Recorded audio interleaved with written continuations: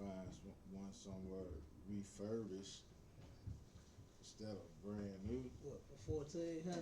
Nah, a little lesser. I mean, whichever one you buy, brother, that's too wild. You know what I'm saying? I ain't even, I mean, well, so he getting that bad boy for the school. Come on, y'all ready? All right, Shalom Israel. We're the ISUPK. Started out of 1 West 125th Street in Harlem, New York, under Commander General Yohana. And we're not affiliated with no other Hebrew Israelite group on the planet Earth. And we are located here at 5261 Delmar Boulevard at St. Louis, Missouri, 63108 in Suite A. And we got 2 conference lines and one access code for both lines, and the numbers are 712-832-8330 and 425-436-6260. And the access code for both numbers is 825-1636. All right, cool. You got the article? We got one in there. And if anybody got any questions on the Facebook or the live, be patient with us. You understand? And we'll get right to you. If you have any questions, you can text them to 314-393-0430 if you don't want to ask your questions over the live, over the conference. And then, like I said, we'll get right to you. We'll answer whatever question you have in the class. Before we get to the topic, do we have any questions in the class? You understand? Let's get it. If we got any questions in the class, you got a question? Go ahead. Salaki, is it lawful for an Israelite woman to carry a baby for another Israelite woman? Kind. And I'm going to give you that in the scripture. 1 second.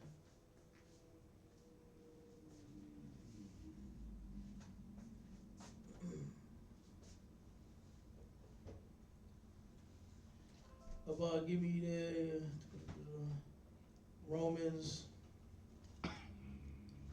4 and 15. Romans 4 and 15. The question that the sister asked was, is it lawful for an Israelite sister to carry a child for another Israelite sister? And it's not unlawful for her to do so. You know what I mean? You got it on? Con. Most High Christ. Read it, bro. Romans chapter 4, verse 15. Mm-hmm. Because the law worketh wrath, for where no law is, there is no transgression. Where there is no law, there is no sin. All right? There is no transgression where there is no law.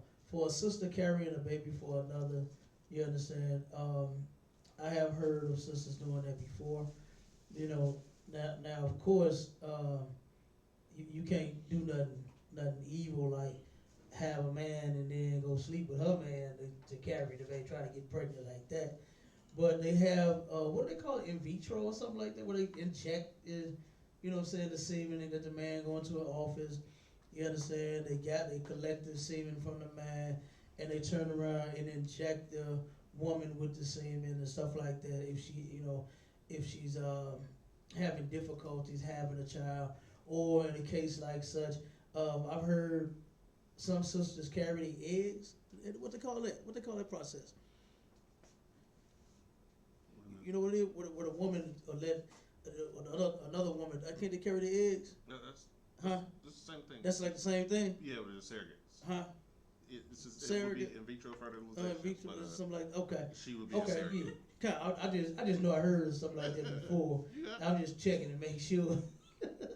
I had to check with the doctor, Dr. Cabal over here. You understand? Just to make sure. Or Dr. Vaughn, I already know what he was gonna say. He was gonna say, just give him some. That's what his answer was gonna be. You know what I mean? But yeah. But no, where there is no law, there is no sin. It's no law against a woman doing so. You know what I'm saying? So it's not unlawful. You know, you definitely want to, you know, check, you know, especially if you have a husband, you know what I mean? And, you know, just think about sisters being attached to a baby, you know what I mean? It's a lot to think about, you know, doing something like that. So just make sure that before you do, you get counsel first, get counsel from school, definitely, you know what I mean?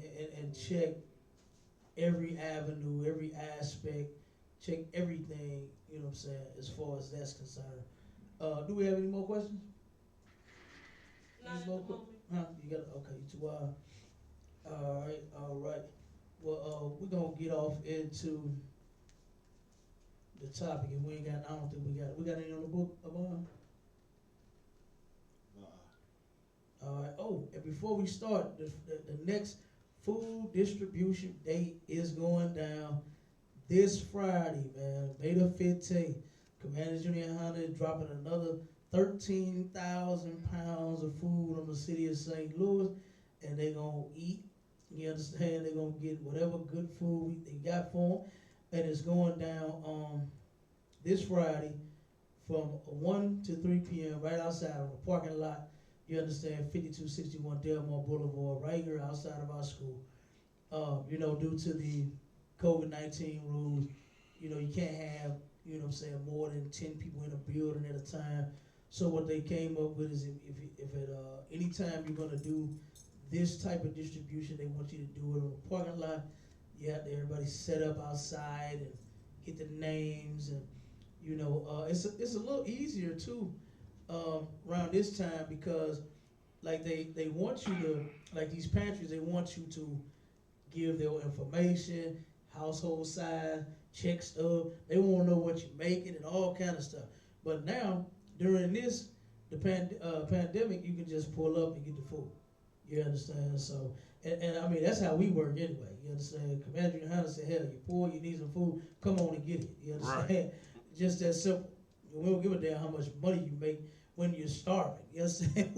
Who even asks that type of question? It's only Esau, man, that would say, hey, how much money do you make before I hear your belly rumbling and everything, but what's your household size and income, please? Check stubs, utility bill. You understand? You need all of that. Right. I need to see proof. You understand? I need an ID just to see if you even stay in the city. You could have been moving and traveling and going from one state to another, and just because you don't even have an ID, you can get denied food. Right. Like a lot of these pantries won't even give the people food if they don't have an ID, man. Like that is now. What do a homeless person have? Let's keep it real. What does a homeless person have? They can't keep up with nothing on the street. People rob them. Right. People actually rob the goddamn homeless. And what the hell do they have? You know what I'm saying? Go That's ahead. like it. You need a home to have an address Come on. for the ID. You understand? I'm telling you. Go ahead, Gachana. Concert Salaki. Just like the brother said, you need a home to have an ID. In the beginning of doing a pantry, I remember I was calling and they said, well, this isn't your zip code. I said, so dang, if I come, you ain't gonna give me no food? Oh, we'll take care of you this time, but we'll point you in the right direction. And when I got off the phone, I started to say it's messed up because you got people moving from one bus stop to literally the next bus stop that's just 2 steps away, and those are 2 separate zip codes, and you gonna turn them down? They sleeping on the bus stop. But here's the thing, though. They can't give the bus stop as an address. Right. They can't even give that as an address. So it don't matter where they what they call it, bunking at. You understand? If you're going from one park to another, they can't give the park as an address. They have to have a physical address, and it's just more and more ways, man, to starve the Lord's chosen people out. That's all. You know what I'm saying? That's all they do. You know, because if they really cared about homeless people, they wouldn't make it so. I mean, they're homeless. They don't have a home. You understand? They're without. So, I mean, damn, you could just expect that someone that is homeless don't have nothing. Like, let's just keep it real. And then, like I said, but the things they go through out on the streets. I remember we was downtown at what is that park? Right on Market, and Tucker. What's the name of that park? I keep forgetting it. With the little statue, with the general in the middle, not General Yohana, but damn, I forgot the dude's name and every goddamn thing. But this the one that they redid across the street from the Civil Courts building. Give me the name of that park if you can. Get that for me. I forgot the name of this park, but they call it Tent City. That's what they call it because everybody had posters up a tent. You know what I'm saying? And it's two of them. It's two tent cities. It's two parks. One by go ahead. You got the name? Concert Memorial Park. Memorial Park. Okay. Or What's the other one? Just a little bit, right by the Enterprise Center. It's right on the. That might be the same park. It might be all the same park. Cause it go from it start right there on the corner for Market and it keep going all the way up to That's the one. Union Station, huh? Right there, on the what's that? It's more so by the post office, kind of close to the post office and that government building, the Kaufman, white. Kaufman Park or What park is that? there's Kaufman Park, Polker Park, and Washington Square Park. Okay, so they got those two parks right there. One of them is called. Matter of fact, both of them is called Tent City. You understand? And the first one, that's where we go to where we feed them at. You understand? We've been to the second one as well. Once we found out about that one, but we usually go to the first one because what they did was we used to feed them at camp and everything. We was on 14th, right behind the library. Mm-hmm. You understand? We used to turn around and feed them over there. You understand? And then we turned around, and once they closed that park, I pushed them out of that park, and they sent them over to Memorial, right? And what they didn't tell a lot of people is that those brothers and sisters started getting locked up by the police, and a lot of them died in holdover cells. A lot of them ended up dying, man. You know what I'm saying? While they was in police custody.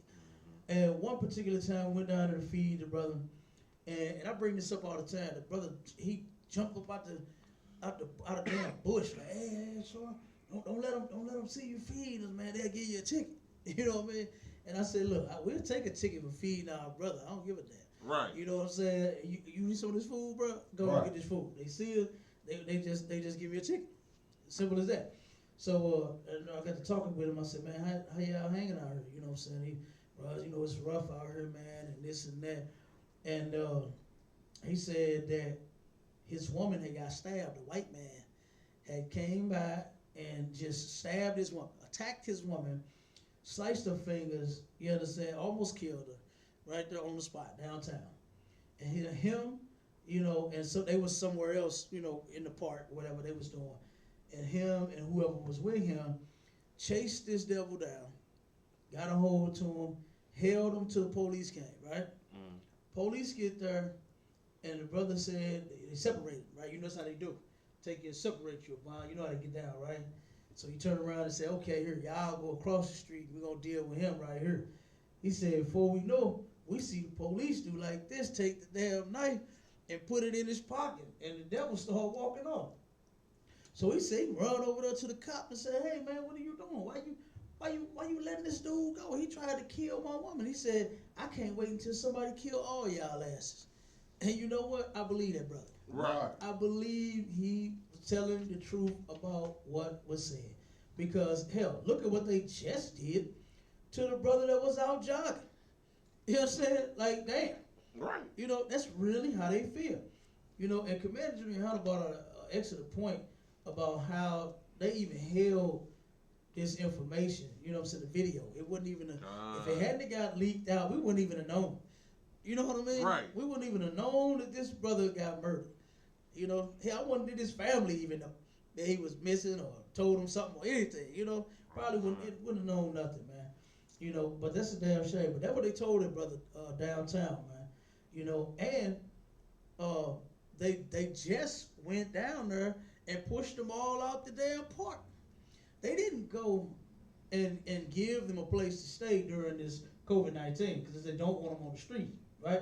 Right. They didn't say, okay, well here's a you know, a little building, you know what I'm saying? We're gonna put a couple of people in there to man it, make sure y'all ain't, you know what I'm saying?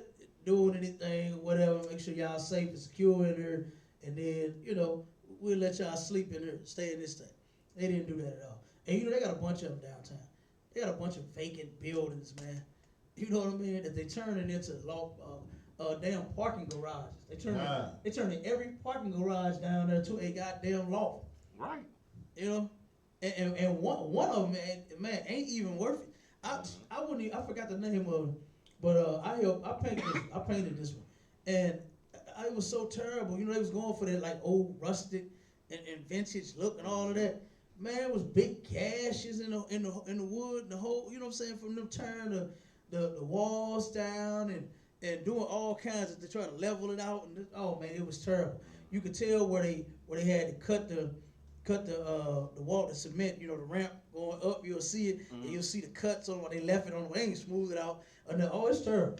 Big holes in the wood. I wouldn't walk around. If this was my apartment, I would not walk around my apartment with no shoes on. Right. So big hole this big about in the goddamn wood. Or you stick your whole foot in, and boy, you gonna get a splinter like no other. You might get a splinter, a nail, and everything else. Hey. But that's what they doing to the parking garages down there.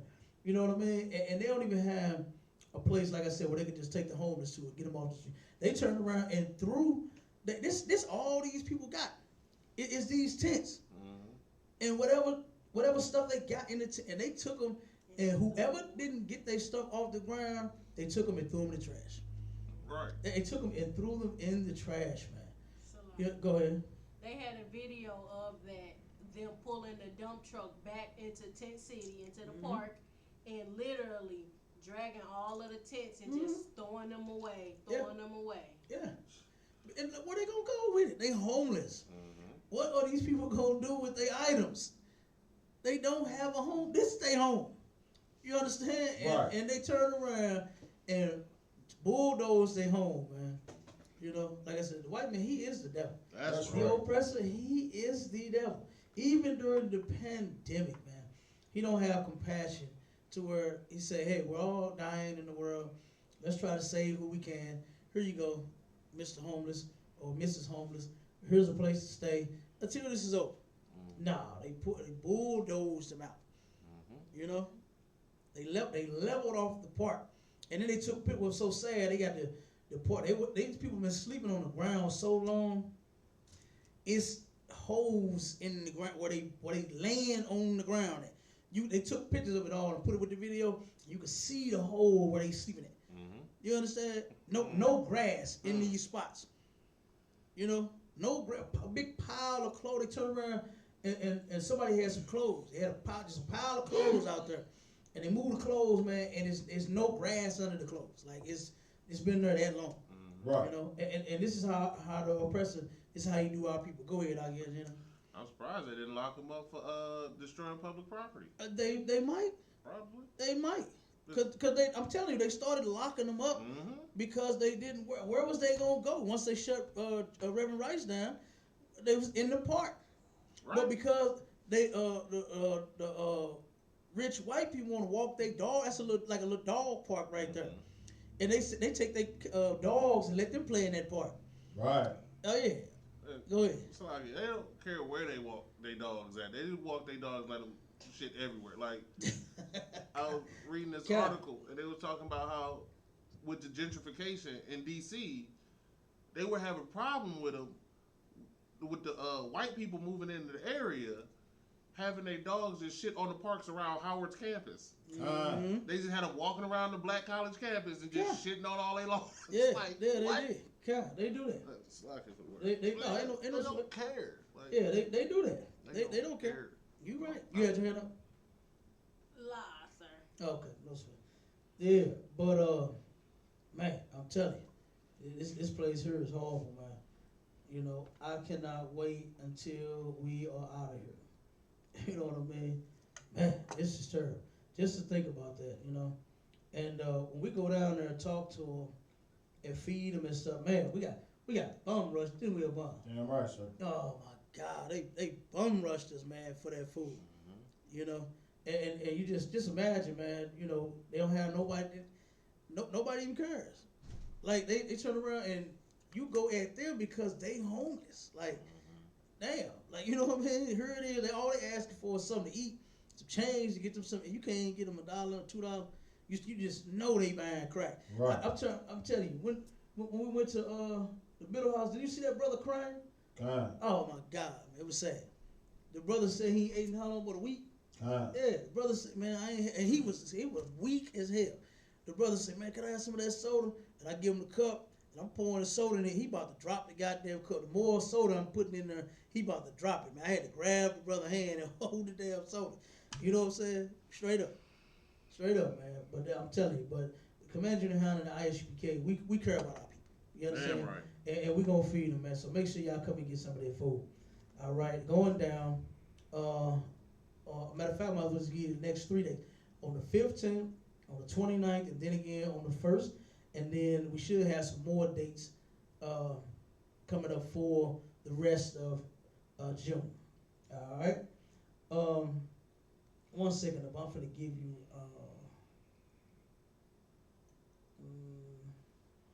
I'm going to send this one article. We'll go over this.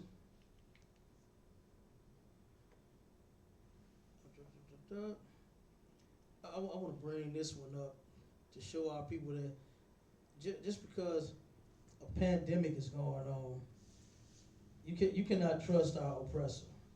You know what I mean? Let me show you what he's out here doing.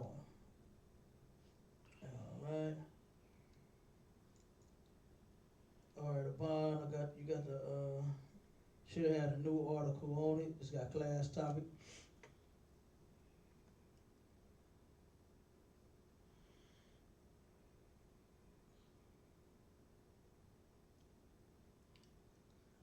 We're gonna show you. I'm gonna pull it up on the screen too. I'm gonna show you. I kind of like that new TV and mirroring thing we got going on. Screen mirror. You know what I'm saying? I'm trying to get a little tech savvy around here. You know, I used to be a dinosaur with the computers. You hear me? All I knew was bam bam. You understand? That's it. But now I'm trying to get a little tech savvy on y'all ass. It's a lot. Yep. But get that article for me, Abon, and I'm gonna put this devil's picture up on the screen real quick.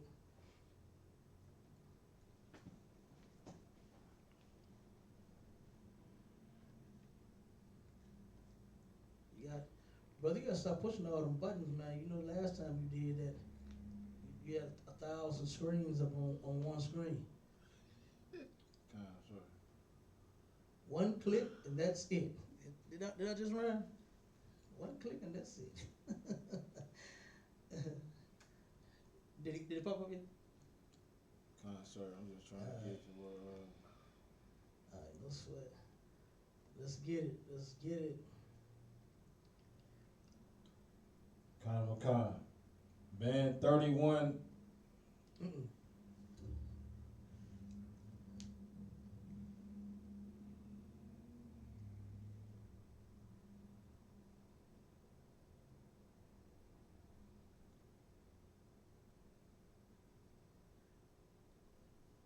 A Missouri high school teacher. Read the title. Always read the title out. That's what I'm trying to get.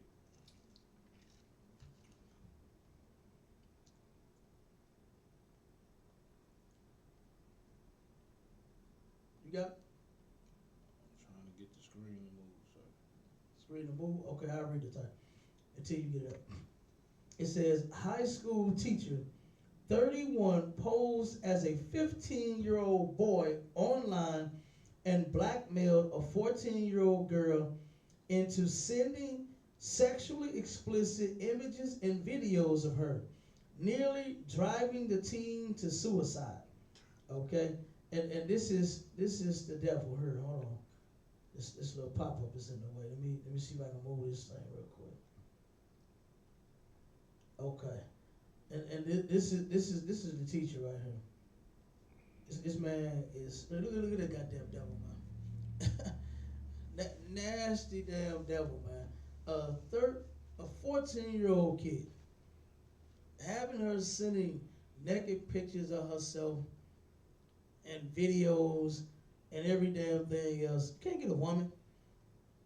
Like goddamn, women are much more fun, That's right. okay, than a damn child, man. You know what I mean? But this is what's going on in the pandemic in the white world. You know what I'm saying? In the world of great white people, this is what they're still doing. Right. Tell everybody's in the world is about to die, and you're molesting children instead of protecting them.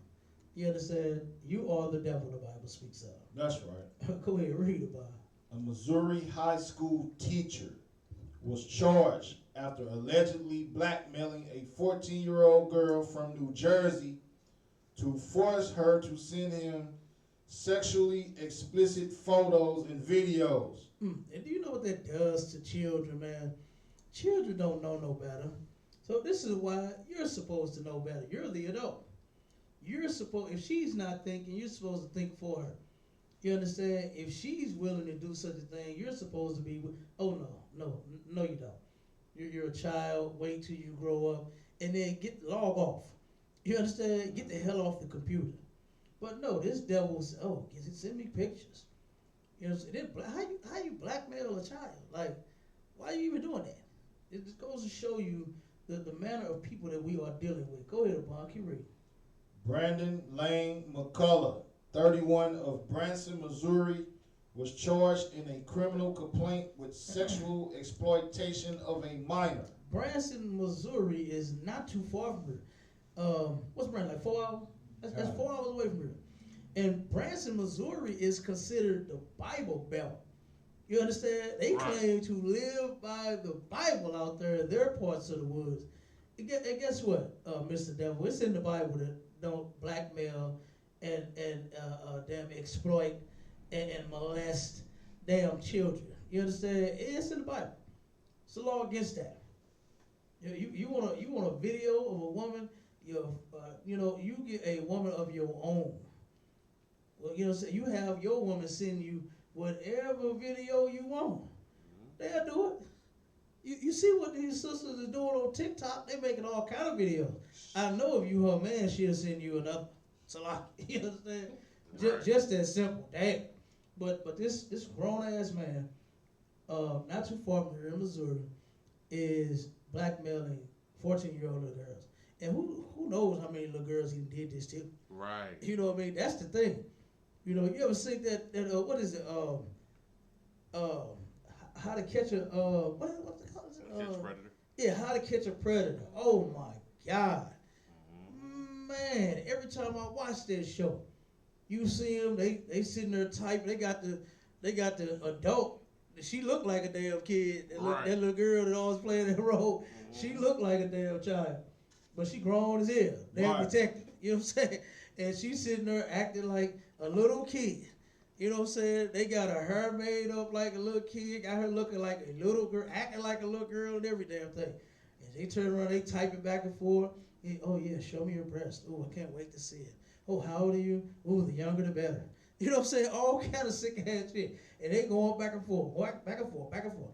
And then turn around and, oh, come on in. And then she just run off. Just skip to the back room. You know what I'm saying? Go ahead. Got a plate of cookies sitting on the counter. And cookies, Have real some cookies. you hear me? Pizza, just delivering pizza. And, got the video game play, got cartoons playing in the background. Boy, you don't see this as a setup, no dumb ass. You know what I'm saying? But guess what? You so nasty. You know what I'm saying? You ain't even seeing the setup. You know what I mean? You're such a nasty damn pervert. And then you got your Sir Salakia, I was Go getting ahead. ready to say that right after the video was made not too long from the Catholic priest down here in St. Louis saying that they didn't know that molesting kids was against the law, whatever they said. Not long after they made that video, it was another video that had happened. It was truckers against predators or something. So people who drive 18-wheelers basically have formed some type of group, and they had somebody down because it's a lot that goes on in this Midwest Missouri area. They caught some, I would say he's probably 65 years old, trying to meet a 12-year-old girl down there, eat right. And the trucking people, they got a social media page. They was down there, and they probably shouldn't have went live because it was a lot of Judah going down there. But here's the thing though, they ain't go hard enough. Mm-hmm. You understand? They didn't go hard enough. The dude who was a white boy, I think I seen that video. Mm-hmm. Yeah, it was a white boy, and oh man, you could tell he kind of was like, had compassion. You know what I mean, for his people. You know, because it was a devil, if I'm mistaken, right? Yeah. It was. You know, and he was, oh man, I understand. So I don't understand. You know what I mean? Mm-hmm. I don't understand. Right. You know what I mean? And so yeah, you could tell still that trucker still had compassion for his people, for what he was doing. Right. You know what I mean? So yeah, but I mean, Judah got their own problems. You understand? Judah needs to stop what Judah doing. Mm-hmm. You understand? Why you trying to run to the scene of somebody else's damn crime, nigga? What about the crime you commit? Right. You understand? That's what we need to be worrying. We need to fix in our house. You know what I mean? Damn right. We need to fix blacks, Hispanics, and Native Indian households. You understand? If we serve the Lord, none of this stuff will happen to our children. We ain't got to worry about that. Right. You know what I mean? And these parents, they need to, you know, don't just give a child a computer. You know, be watching what they doing. Mm-hmm. You know what I'm saying? Don't just let them be online. You know, pay attention to what your kids is doing. Check behind them. They ain't grown. Right. You know what I'm saying? They sitting in a room on a computer by themselves all day. Hell, they doing all kinds of things. They on Facebook. They on Instagram. They on Twitter. And guess what? Guess who else is on there? Predators are. That's right. Right. You understand? That search out little children that they know that don't have. They had one that just hid in between the girls, either the mattress and the box spring or under the bed for a month. Molested a 12-year-old little girl for a whole month and a half. He living in between the goddamn either box spring and the mattress in her room or up under the bed for a whole month and a half. Yep, sexually assaulted this little girl, man. You know what I mean? So, you know, you better pay attention to who your kids is meeting. You know what I'm saying? Who they talking to, all of that. You know, and if we come together as a nation and start serving God like we supposed to, then a lot of this stuff, it won't even happen to our kids. Right. You know, they won't get caught up in that, you know, because we'll be looking out for them. All right? But go ahead, Bob, read some more. Kana. McCullough was formerly a business teacher at Cassville High School Mm-hmm. and had accepted a position at Hollister High School for next year. Prosecutors allege McCullough posed as a 15-year-old boy when he began chatting via Kik with the girl in May. He is accused of threatening to send sexually explicit image to the girl's family and friends, demanding additional images and videos. Damn, wait. Read that. Mm-hmm. Read that again. He did what? He is accused of threatening to send sexually explicit images to the girl's family and friends, demanding additional images and videos. Not that. Hey, if you tell, I'm gonna send the video. Mm-mm. Send me more. You know what I'm saying? Mm-hmm. If you don't send me more, I'm going to let everybody know that you're sending me video. God damn. Right. Like, you know what I'm saying? I mean, either way it goes, it's still sick. You understand? But I'm just saying, it wasn't like he was saying, don't tell on me. And if you do, I'm going to tell. You know what I'm saying? Damn, you better send me some more video or I'm going to turn around and tell all you people. Good goddamn night. He is the devil. Go ahead, man. Read some more, man. The girl, identified only as Jane Doe in court papers, repeatedly pleaded with McCullough to stop, according to the affidavit. She's a child. You understand? Of course she's going to say stop. Because eventually it's going to kick in that she's being abused. You understand? You might turn around and I don't know what the hell you say to a kid to get them to make them want to, you know what I'm saying, go with you or have sex or whatever the hell you, but whatever that he said, or whatever, you know, had her brain going for a second, yeah, you know what I'm saying? But after that, clear it up, smoke cleared, and then the child was like, no, you know what I mean? They kicked in, and this is wrong. You know what I'm saying? Go ahead, Mom. The girl known as Jane Doe asked McCullough to stop, according to the affidavit, telling him, "Can you please just leave me alone now?" Can you please just leave me alone now? Like, damn. Keep going. And can you just stop? I don't want to do that. Yeah, good night. We don't care. He was trying to force himself on that. Right. He was gonna either fly where she at, have her fly down there, or he was gonna get her. He was gonna get that little girl, man. Damn, he's nasty. Right. You understand? He's a nasty bastard. It's a move on. Huh. Go ahead, read. McCullough allegedly threatened to post everything. He also allegedly continued to coerce the victim and demanded images and videos of her engaged in sexual acts with other people. She did what?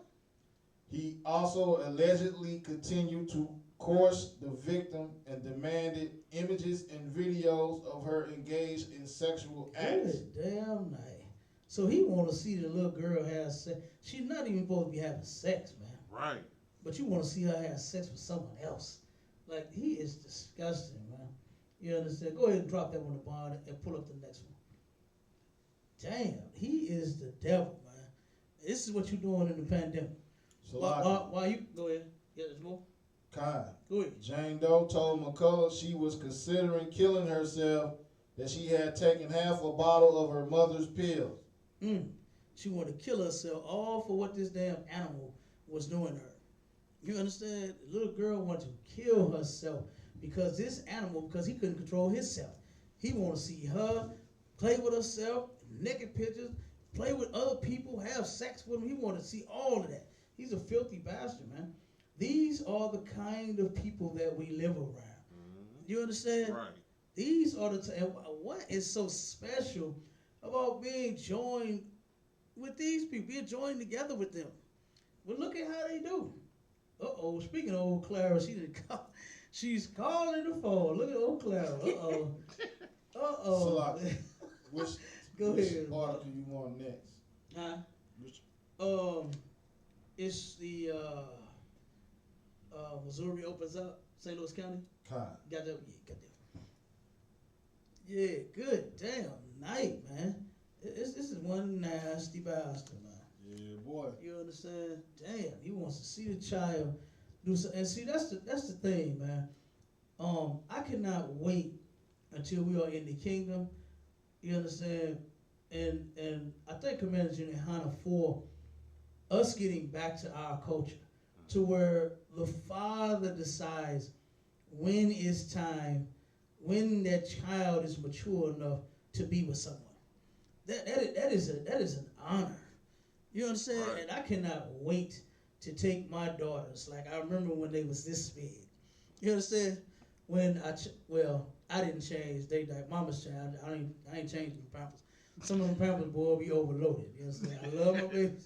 I love my kids, but some of them pampers be a little too much. You hear me? For daddy to handle. And man, so hey, mama, come get your baby. Okay, get your baby. But I remember when he was this big, and now you're grown and you're ready. You understand? And that would be an honor for a father to give his daughter. Not you come home talking about, Daddy, I'm pregnant. You understand? And, or find out that, your daughter is sleeping around with everybody in the neighborhood. Like, oh my God. You know what I mean? I want to have the pleasure. And guess what? I didn't know anything about it until I got in the truth. To where I didn't know that this was our culture. That we, at one point, would give our daughters away. We would take and find suitable daughters for our sons. You understand? Oh, man, that's going to be a wonderful day for me. To where I can have the pleasure. To where, guess what? I ain't got to worry about taking care of you no more. Now, my brother, it's your turn. And don't bring her back. You understand? No refunds, brother. No, take care of my baby. You understand? Take care of my baby. Okay? I can't wait until, we all are doing. It's being done in the UPK. You understand? We are doing that in the UPK. General Hyman talks about it all the time, how he loves giving away his daughters. You know what I mean? It's like an honor to a father. Right. You know, to where here, you know, you got something special right here. Mm-hmm. This little girl ain't been touched, ain't been kissed, you know, nothing by a father. Mm-hmm. You know what I'm saying? 'Cause I love kissing my little daughters. You hear me? I take them, man, and I turn around. This is why I do all of them. I say, okay, get daddy a kiss. And I kiss them at one time, and then they be just laughing and giggling. And I kiss them, give me another kiss. Kiss them again, and they be laughing. Kiss them, give me another kiss. Give them another kiss, and I say, okay, daddy gonna kiss you 1,000 times. And then I just kiss them all over here, and they just be laughing and all. And then, like I said, to watch them grow and to become an adult, and you know what I'm saying, to turn into a woman suitable enough for a decent brother. You know what I'm saying? And then I'm looking for a brother that's suitable for my daughter. Right. You know, and then I turn around and put them two together, man, and then they live happily ever after. You understand? Oh my God, that's gonna be a beautiful day.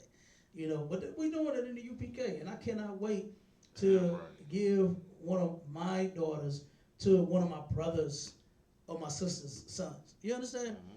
To where we raising them the same way. Right. To keep the law. You understand? Right. He ain't gonna make her do nothing strange for no change. Mm-hmm. He ain't gonna have her out here and doing nothing immoral. Right. You know what I mean? Like, Yeah, come on, right. man. You're man. I mean, dang, Abad is raising his children the same way I'm raising mine. So why wouldn't I take and give my son, get his daughter for my son or my daughter for his son? You understand? Why wouldn't we do that? You know what I'm saying? It's an honor, man. You know, and I can't wait until my babies get old enough to where we can make that happen. All right. But let's get with the next article, man. You got it? Con. Go ahead. St. Louis County announces reopening date. St. Louis County is planning on reopening, all right, in during the pandemic. And let's see what they had to say about them reopening. Go ahead, keep reading.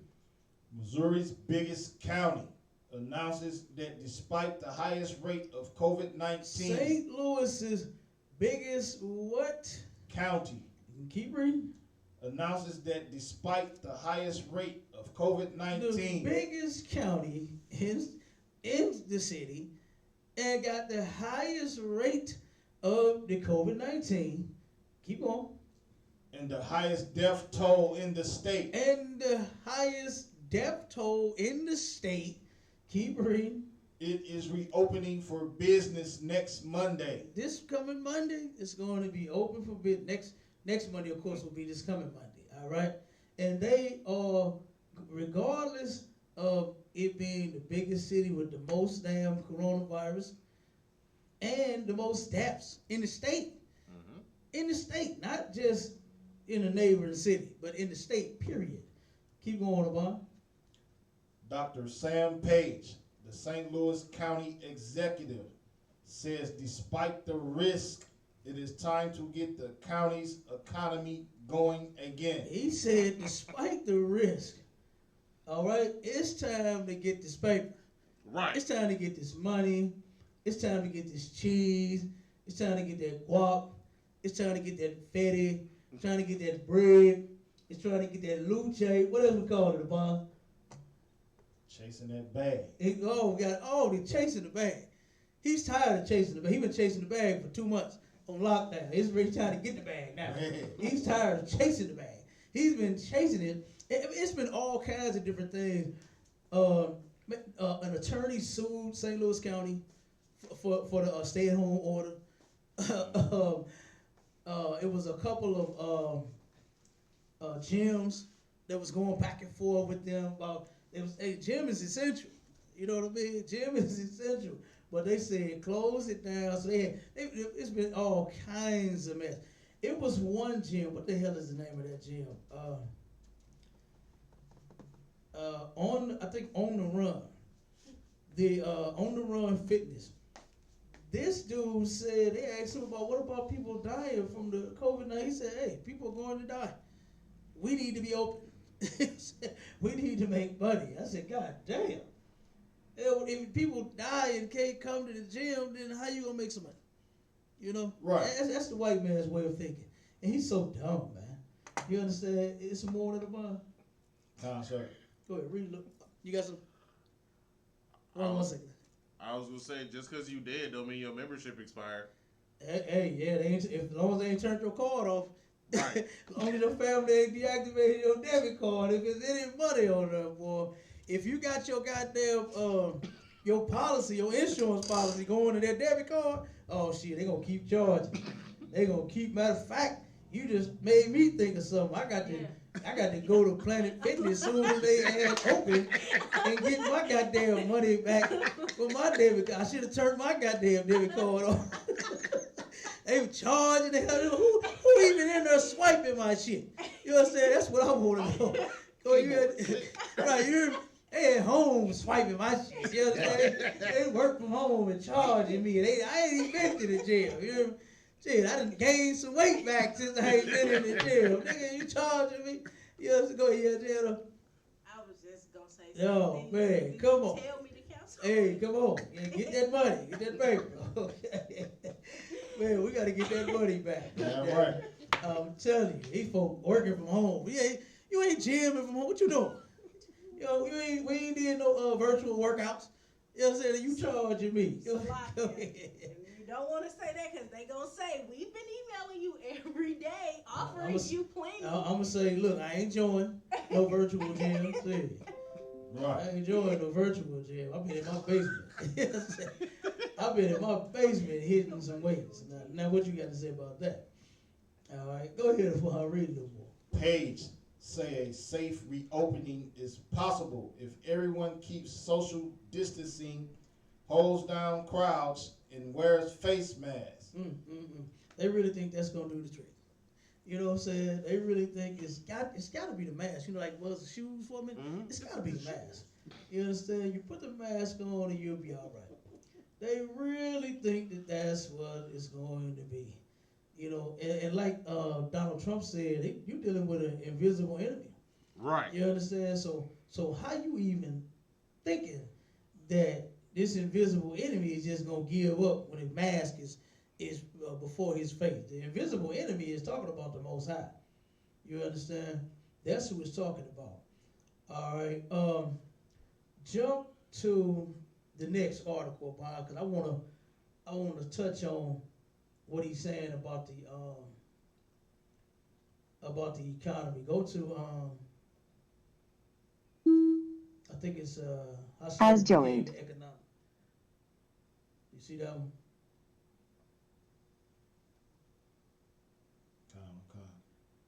Okay. Click the you should be able to click the Chrome. If it come up two options, the history of the Chrome, click the Chrome.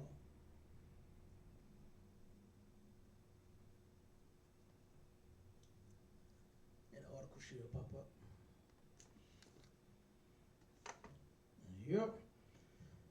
So we're gonna show you what part of the economy and the economics that they worried about mostly. And of course, it's the money, but it's a certain people that is fueling this country, right? And it's blacks, Hispanics, and Native Indians, the ones that have been their slaves for a long time, for over 400 years. You know what I'm saying? That's when they're saying, okay, the doctors and everybody, and the governors and the mayors and everybody's saying open up the cities, you know, and get the economy going again, is the same as Donald Trump saying make America great again. Right. And what Donald Trump meant by making America great again was having blacks, Hispanics, and Native Indians back in slavery. You understand? And that's the same thing with these doctors and these mayors and the governors and these billionaires, everybody that's saying, get the economy going again. What they're trying to do is they're trying to get the slaves back in the field. Right. That's what they are most concerned with. You got it up here? No, it just took me to Okay, no swear. Here you go. Khan. Okay, yeah. All right, read that. Khan. How slavery became the economic engine of the South. How slavery became the economic engine in the South. and we're gonna take you back. You're gonna see what it's about today. We pulled an article, several articles, matter of fact, but we pulled an article where they were interviewing some billionaire business moguls and all of this, and they were saying, hey, open it up, get that money go. You understand? That's what we worried about. They said we're not worried about that people are going to die. This is what they said.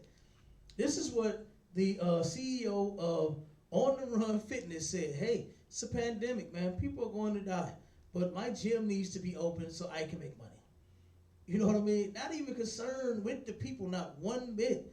That they might come to your gym, they might cough on the damn bench press machine or the leg press machine or the what's the one that they like now with the ropes? The one, what they call it, with the ropes, they swinging the rope. What do they call them? Battle rope. The battle ropes. You understand? They might cough all on the goddamn battle rope and then turn around and spread COVID-19 in your establishment. He ain't worried about that. He wants you in the gym, working out so he can make his money. Okay? Go ahead, Bob. Finish read. Khan. With cash crops of tobacco, cotton, and sugar cane, America, southern states became the economic engine of the burgeoning nation. Their fuel of choice, human slavery. The fuel of choice was human slavery. They said, you know what? We can make a lot of money off of these niggers working for us. Do you understand? Doing all of our work while we kick back and enjoy life. That's what they said. And that was the choice. It wasn't, the white man didn't have, like an invention. He didn't come up with nothing great. You understand? He didn't invent anything that contributed to this country other than slavery. That's it. He didn't turn around and make the car, you understand, and then made GM and Chevy and Buick, Dodge, and all that. He didn't do that and became great. He stole the invention from black people. You understand? Matter of fact, potato chips. Okay, black people invented red hot. Oh my, I love these red hot ribbons. You understand? Oh my God, who got a bag? Go ahead, Gabriella. Those on social media don't know what Red Hot Ribbons is because they only from St. Louis. It's a St. Louis thing. They don't know nothing about that. You heard me? So they had to come to the Lou and we'll show them what Red Hot Ribbons is all about when they get here. Okay, you understand? But chips, we made that. I forgot the brother's name. He was working in a restaurant, had an angry crowd of white people that can't control themselves in nowhere, no way, shape, or fashion, rushing the damn food. You can't rush good food. Right. You know, who restaurant got that sign in it that say that be patient. This is real food being cooked. I seen that somewhere. Somebody had that sign in their restaurant here in St. Louis. But you can't rush good food, man. You got to let them do their thing in the kitchen. And if you got Judah or Issachar, if you got blacks, so-called blacks or so-called Mexicans in the kitchen, you want to wait. Yeah, You right. want to take your look, order you another drink, tell them bring you a pitcher, okay? Tell them bring you a pitcher of that old margarita and just drink until your food comes. Right. It's going to be off the chain. It's going to be piping damn hot. They put them on them. They put the damn plate in the oven as they serve your food on to make sure that when it comes to the table, it's steaming. And when Issachar be walking through that boy, be steam blowing off the goddamn plate in the bowl. And boy, I'm telling you, you can guarantee your food gonna be good. Another restaurant that I like going to, sidebar when we get back to it, it's a Lottawater Creek over in Illinois. And when I found out that the white people that work there just serve the food, they don't cook nothing. Right. You hear me about? They don't even put the damn butter in the little serving bowl, the little butter bowl. They don't even do that. The white people don't do the cooking there. It's all Judah and Issachar, blacks and Mexicans. You understand me? Right. That's what it is. It's the children of Israel. And I was wondering why the food. I knew the food was too goddamn good for Bruce Springsteen to have made it. You understand? I knew something was extraordinary about that goddamn food. Go ahead. Is that the place Who? The Throne Rose. No, you keep bringing that place up. I don't want nobody to throw my food at me. I'm sorry. That's not attractive to me. That's Lambert's, right? Lambert's is the one with the where they throw you your food. You ain't throwing me no dog, no biscuit like I'm a dog. You understand? Right. No, you gonna walk that thing to my table. You understand? As a matter of fact, you better get used to it because you're gonna be a slave in the kingdom. Right. You're gonna be serving. I don't know if I can have them cooking my food. I don't know about that because we're gonna have some mashed potatoes with no seasoning in it, no black pepper, no butter, just plain old mashed potato. No, I can't do that. I'm gonna have to think about that in the kingdom. You understand? I'm gonna have to get Aunt Jemima, and she gonna have to hook me up in the kingdom. You understand? 'Cause I don't know about, but them devils, they gonna definitely make my plate. Right. They gonna make the table. Mm-hmm. You understand? They gonna turn around and go get me something to drink, and they don't. Oh, I say, give me a goddamn beer. That's in there. I'm telling you. But no, man. But wherever our people is at, man, throwing down there, you can forget about it. Right. You understand? You can forget about it. And when I found out that it was them in the kitchen, oh my God, I knew. You know what I mean? And see, that's what it is. This lot of water is like ridiculous. They stay packed all week long, don't they, Bob? It don't matter what day it is. Right. Lot of Water Creek is packed 7 days of the week, straight up. Why? Because the Lord's chosen people is in the kitchen. That's why it's like that. That's right. And they even, sidebar, one more thing, they even went down on their portions. You actually get your money's worth. You still get your money's worth, but they went down on their portions. It used to be, man, that burger that they had, Big Bayou, oh, I couldn't do it. You did it? That's what I'm saying. I've never finished a meal there. You can't. I've always taken a whole other meal home with me. A whole other meal home. And a whole other whole plate of that bread. You understand? And that's what they, when I went there, that's what they said. They don't count their sales by how many numbers they do. They count their sales by how many clamshells they send out the door for take-home plates because they don't expect anybody to finish their food. Right. And it's ridiculous. I'm telling you. It's ridiculous. But they got some good food, and you can't finish nothing. Right. You understand? It's too much of everything. Like they give you, like with the burger and fry, you get like a pound of fries. Right. You get a whole pound of fries by itself. And the roll is a half a loaf. And, oh my God, yeah, it is. I'm telling you, man, it's ridiculous. The food is excellent, and like I said, it's because our people is in there cooking. You know what I mean? And I'll be glad when we come together. You know what I mean? Instead of coming together in their kitchens, we come together in our own. Right. You know what I mean? Well, we got our creek. You know what I'm saying? Whatever the hell we want to call our restaurant, and we cook it with the Hood Creek, the Barrio Creek. You understand?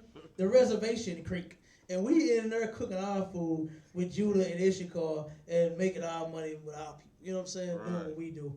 I'll be glad, man, when this nation really get it together and come together, you know, the way that we are supposed to. You know what I mean? But go ahead, Bob. Finish up on that article. Read some more. Kind. If the Confederacy had been a separate nation, it would have ranked as the 4th richest in the world at the start of the Civil War. Okay, so they plan is just money, getting paid. You understand? That's all it is. All right, go ahead, read a little more, then we're going to get to the topic. The slave economy had been very good to American prosperity. The slave economy has been excellent towards America's economy. This is how they make their money off of us. That's right. You understand? Their foreign sales and business and exchange is backed by 75% of the money that they get from us. You understand? They do business with other countries with all of the money that they're taking from us. You know, 75% of it. It's ridiculous. You know, so this is how they're able to do business with China, you know, and all the other countries that they do business with, and because they take and they rob God's chosen people. They're robbing the Lord's chosen children. Okay, and get to the part where I think it's a little more than read a little more. Then we jump to the top. Slave represented Southern planters' most significant investment in the bulk of their wealth. That was their best investment. Everybody was investing in slave. It was a whole business, right? It was a whole business to them. They said, you know what? We can get rich. You understand? We can be millionaire, billionaires, and every goddamn thing else if we just enslave them. And why do you think it was such a big fight between the North and the South to let us go? Because that's where it started down in Virginia. You understand? And once they started becoming millionaires off of damn cotton, having you in the field picking a cotton, they sitting in the house becoming a millionaire off cotton. You understand? Mm-hmm. Off cotton alone. Okay? Just the cotton by itself. That's why whenever they show a movie, a slave, the first thing they show is that cotton. You understand? That's why they got cotton trees in the hood here. Right. They got cotton trees. Oh, you see all the ones in Ferguson? Cotton. Oh my God. The West Florissant, right there on the strip where they pull over the most snakers at, cotton trees right there. Mm-hmm. Yeah, oh yeah. It's you say, you know what I'm talking about? Yeah. You understand? You know what I'm talking about. They all around here too. Cotton trees everywhere. Never forget. You understand? They ain't gonna never forget. Mm-hmm. But what we shouldn't forget is how these people have mistreated us. That's right. We should never forget that. Go ahead, Channel. Concert Salakia, I was just gonna comment on the never forget part. They put the display of how to grow cotton in the science center. Basically, the whole I don't know, the whole platform of how it all will grow from just a seed all the way around to it being picked. Of course. What does that represent? How they became rich. Mm-hmm. How they had that's the part of the economy that they want. They want the slaves back working. That's what they want. It's not that McDonald's is not selling fries and burgers. Well, no, McDonald's open, right? Oh, they open. You understand? But the businesses that ain't doing too good is not open. As a matter of fact, in that other article, a lot of the businesses here in St. Louis don't even meet the requirements for them to reopen. Right. But they push it to reopen when you're saying, okay, you have to have so much space. You got to have this. People have to stand here and be there. You can't, you know what I'm saying? And they say, oh, nope, you can't open because you don't meet the requirement. But they want to open anyway. Why? Because they want their slaves back in the field, picking them. Right. You understand? But let's drop that real quick, Bob. Let's get to the topic. If you celebrated Mother's Day, you are evil and you are the child of a sinner. That's right. You understand? That day is so disgusting. Give me go in Ecclesiasticus 3, and we're gonna start at 1. You understand? If you celebrated that day, man, you are an evil bastard. You understand? And I'm going to show you the curse of the mother in the Bible. All right? Wow. Okay, now, don't get it wrong, and hear me good when I say this. When I start bringing up the father, I'm not in support of Father's Day. So don't think I'm bringing up the father or the man, or if I say certain things, don't think it's because I am in support of Father's Day. I'm a father every goddamn day. That's right. I want my kids to obey me. You understand? Love me, give me a hug, give me a kiss, play with them. You know what I'm saying? Throw the ball at them. You know, my little princess got her some stuff to do her nails with. And, whatever she like, I want to see her play, have a ball. That's every day. Mm-hmm. You understand? I don't know where they get this one day thing from. You know what I mean? It was a sister in one of my contracts. They killed me. It's an old lady. She 91 years old. 91 years old. And the lady said, excuse me, is your mother still alive? I said, yes, she is. She said, is she going to have a good Mother's Day? I said, no, she's not. And she said, what? She said, what? And she she up. She can, I mean, she like in her 60s or something. The only thing she does in a power chair. Right. You know what I mean? She can't really walk. But she got her senses. She ain't like old and down and you know what I'm saying, one of them. This lady is upbeat, I'm telling you. She's in her 50s and 60s. Right. Okay. So don't get it twisted about who I'm talking to. But she turned around, she said, what? She's not? Why not? I said, because I don't celebrate. You know? She said, you don't celebrate Mother's Day? Like it was like it's unheard of. You know? And she said, well, I'll be. She said, well, I guess you learn something new every day. She asked me, she said, why don't you celebrate Mother's Day? I said, because it's in the Bible. It's a sin. God hates me. He do? What? All her life, 91 years, this sister has never heard that it's a sin to celebrate Mother's Day. Right. You know? And it was another sister there with her. And I had said that same thing about my mother. I said, she's a mother every day. Like, what does one day mean? You know what I mean? What does one day mean to you when you have the pleasure and the honor of being the mother over a child every day? Right. Right. And this one don't. And she said, well, the other sister that was with her, well, yeah, it don't mean nothing, but this is just that one special day that your mama get in a see, that's what I'm saying. You know what I mean? If it don't mean nothing, then why even celebrate? And these was the words out of her mouth. You know what I mean? But I said, I'm not finna disobey the Lord to satisfy my mama. I don't give a damn what day it is. You understand? Right. I don't care who. Mother's Day, Father's Day, Grandparents' Day, damn Kids' Day, birthday, daughter day. I mean, whatever holiday you make up, I ain't celebrating. I'm not finna disobey the Lord. That's right. You understand? For no day. Right. You understand? Like Christmas. I can buy my kids, goddamn, they've been getting toys this whole goddamn quarantine. Right. I can't wait till they go back to school. You know what I'm saying? That's all they asking me for. I'm telling you, my kids been on goddamn Amazon. I don't know who made them an account. But they on Amazon with an account. You know what I'm saying? Talking about, Daddy, I want this toy right here. Okay? Every goddamn day. You understand? So why on earth is one day that Christmas is a big deal to them? Go ahead, you got your hand up? Sir.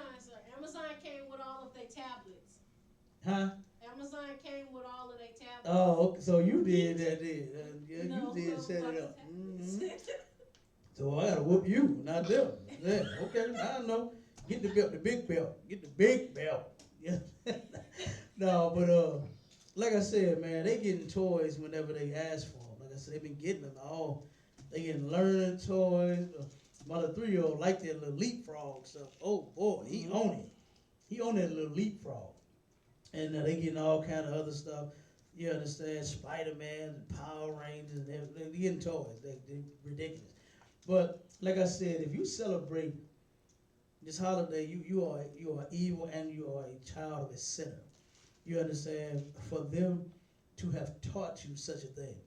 You understand? And black women that do that, they force that stuff on their kids. Right. Black women force their children to love them. And it's usually through the hatred of their father. Has You joined. understand? They usually sit and say, oh, I'm your mama and your dad. I done heard some people say, and then I've heard children say that. You know what I'm saying? And I ain't talking about little children. I'm talking about adults. I'm talking about adults. My mama and my daddy, dog. My mama raised my mama. She did a horrible, horrible job. That's right. Right. You understand? She did a horrible job with you, bro. You understand? You soft as all get out. You understand? I remember this sister, man, when I was in the world, me and her, we was friends, and she called me, heard a guy was breaking up, and she was like, man, she was just so hurt because of what he said to her. You know, and I said, what did he say? Why he don't want you? She said, he said, I'm holding him back in life. And I said, why is that? And it was how she was raising her son. You know what I'm saying? And I hate it. I know he's gonna grow up to be a sissy. You understand? Because he would mock, sit, and he slept in the bed with his mother. The man can't even get in the bed with you. Like, who in the hell? You know what I'm saying? And We gotta wait till he go to sleep to pick him up. And the dude was like, he 10. You know what I'm saying? He 10. The hell you mean wait till he go to sleep and pick him up? You know what I'm saying? Get in your goddamn bed. That's right. You know what I'm saying? That's what the man was saying. That's what the the brother said. He like, I shouldn't have to wait for that. He 10. He got TV, game, and all. Go in his room, right? That is holding the man back. Because he want to spend, it's night. You know the freaks come out at night. Ain't that a song? It's like, you understand? It's nighttime. The brother want to do something with his woman, and he can't because her 10-year-old child is in the bed with him. And you have to wait until he falls asleep. Then the little guy used to, and I used to hate, I used to say to her as well, stop doing it. Stop thinking that it was cute and funny. He'll sit there and mock Wendy Williams, you know what I'm saying, how you doing and all that nonsense, just like a little girl, you know. And I told her, I said, the day you come home a homosexual, you're going to be mad. You're going to be hurt. Because now you're not going to have grandkids, your son going to be gay, he going to catch AIDS, and he going to die. You know what I'm saying? I said, that's right. It's not funny, man. You know, but I understood what the brother was saying, you know, and what he meant, you know, by that. And this sister was hurt and couldn't understand that it was the way she was raising him that had her man not desiring to be with her anymore. You know what I mean? And a lot of sisters just don't get it. And it's even in the Bible about the curse of the mother. We're going to read it. You understand? The black women believe that the children need her the most. No, they need their father and their mother. That's what they need. Right. You have a particular job and a skill and nurturing that you're supposed to do with the child. You understand? And then they're supposed to get that good discipline. You understand? And that good masculine spirit from, you know, protector and provider. You know what I'm saying? From their father. Right. Okay? And this sister right here, you know, she just wasn't getting it. And like most of our sisters, they don't get it. I hate when I hear black women say, all I need is my kids. Oh, that just, it just does something to me inside. It just burns me up completely. Just like, what do your children need? When do you think about them? You understand? When do you think about what the kids need? How about that? Let's switch this up for a minute. They need, right? Yeah. So let's focus. It's all about the kids, right? If it's all about the kids, guess what? They need their father. That's right. But most black women have ran their fathers off. Why and how? Because guess what? They was with some other man. They wanted to be with some man. I mean, man, just think about it. A lot of black women are complaining about their man having more than one. Oh, no, not my man. That's what they say. Oh, no, not my man. Oh, my man ain't finna do that. Oh, no, not over here. No, I don't do that over. But you, how many men have you been with? Let's calculate that. Since you believe that a man, and you got to, it's a shame that they can't see it. They can't see it, Avon. Can they see it? It's coming right out their mouth, but they don't get it. When they say a man only supposed to be with one woman, then switch that around. Vice versa, the same way. Same thing. That the woman is only supposed to be with one man then. You understand? But no, black women will say, well, then they have an excuse for that too. I've heard, well, that's only if I'm happy. That's only if you, oh, okay. So you got to be a happy hoe. You understand? Right. I get it. Right. I get it now. You understand? And it's quite ridiculous, man. And I really hate it. The stuff is destroying the black community. Whoredom, period. It's in the Bible. That's right. Our women and our brothers, you're not supposed to be whores. You're not supposed to be whoremongers, man. And this stuff is destroying us. Celebrating Mother's Day is destroying black children. How many kids you know hate their mamas? And not just because their kids are just so evil. It's the things that the mothers are doing to the children. Right. They leaving them with whoever to be molested by everybody. They beating the hell out of them. I watched a damn court case. Judge Mathis. Y'all know I watched some shows when I told you I drive all goddamn day. Doing the work of the Lord. I'm here, I'm there, I'm everywhere. And I watch his TV when I get in the vehicle. And I'm watching Judge Mathis. And this sister was suing her aunt. She took a paternity test to see where they actually related. She talked about how bad the woman treated her. Used to beat on her and then put whips on her, then wipe her down with alcohol. I mean, she was really abusing this little girl. She was abusing her, man. No lie. And she admitted it. She said it. She said, I did it, but it wasn't like what she was saying. Like, what the hell? What does that even mean? I beat the hell out, but it didn't really happen just like what you said. And then he said, okay, well, let's hear from you. And she said, well, see, Your Honor, she was bad. And the girl already had said, well, both my parents was crack addicts. I was abandoned by them. Right. And then when the aunt started speaking, she said, well, she had, the grandmother took her in. The grandmother had to get her on Ritalin and medicine, and so the judge said, oh, so she had some type of disorder. He said, yes, she did. He said, well, why was you beating on the little girl? You know what I'm saying? Like, simple as that. You talking about she bad, you know she has a disorder. She has a problem. Right. And you're beating the hell out of her because she has a problem. Talking about she bad. No, she has a problem. Her mother was on crack. Her father was on crack. She's a crack baby. She has issues. Okay? That's been known to happen to our children when people do drugs. Even the weed. That's right. Like, they think the weed don't cause the children no problem. It does too. You understand? But this girl talked all about the abuse that this woman was doing.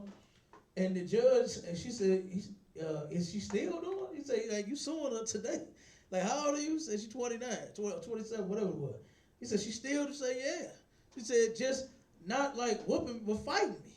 Man, the damn aunt went over and was talking to the girl about something, and they got into it, had some words back and forth. She said, look, okay, auntie, I'm done with this. And went in the house and locked the door. The auntie kicked in the goddamn door, got in the woman's face, bit her goddamn lip, smacked her in the mouth, and did all kind of shit. Yeah, he said, damn. You know what I'm saying? And the judge went in on it after that. He said, it's a damn shame. He said that you knew that this child had a problem, got some mental issues, and here you are beating this child.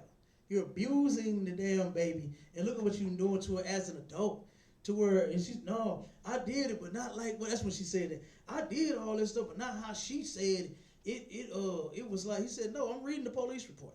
It's like what the police said. It's exactly like what they said happened. You said it happened in the report. She said, he said, I'm reading the report.